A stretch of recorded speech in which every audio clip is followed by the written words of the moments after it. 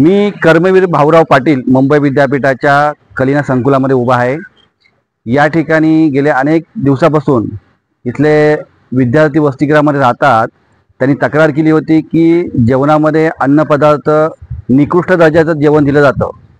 त्या विरोधात तक्रार केल्यानंतर त्या विद्यार्थ्यालाच उलटी नोटीस पाठवलेली आहे। म्हणजे विद्यार्थ्यांना ज्या पायाभूत सुखसुविधा मिळायला पाहिजेत त्या कोणत्याही ते मिळत नाही।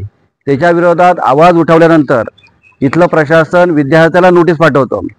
म्हणजे महाराष्ट्र विद्यापीठ कायदा 2017ला जो लागू झालेला आहे त्याच्यामध्ये अशी कुठेही विद्यार्थ्यांना नोटीस पाठवण्याची तरतूद नसताना देखील ज्या पद्धतीने जी नोटीस पाठवलेली आहे त्यावरती अक्षय म्हणून राष्ट्रवादी युवक काँग्रेसचे पदाधिकारी आम्ही या ठिकाणी आलो। कॅन्टीनची संपूर्ण पाहणी केली। त्याचबरोबर कॅन्टीनच्या आजूबाजूचा परिसर देखील पाहिला। खरकट पाणी जेव्हा वाहतं ते तिथं तुंबलेलं आहे।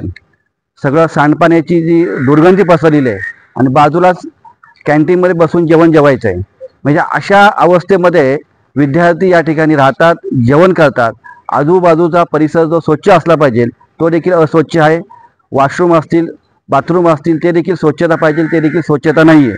अशा सुखसुविधा देण्याऐवजी ज्या सुखसुविधा विद्यार्थ्यांच्या हक्काच्या आहेत त्या मिळायला पाहिजे, मिळण्यासाठी हक्क मागितला तर त्यांना उलट उरफाटा कायदा या ठिकाणी केला जातो। या विरोधात आज राष्ट्रवादी युवक काँग्रेसने सगळी पाहणी केलेली आहे। पुढच्या आठवड्यामध्ये कुलगुरूंची भेट घेऊन या संपूर्ण आम्ही फोटो काढलेले आहेत, त्याचबरोबर व्हिडिओ देखील काढलेले आहेत, ते त्यांना सादर करणार आहोत। परंतु ह्यात बदल झाला पाहिजे ही आमची मागणी आहे।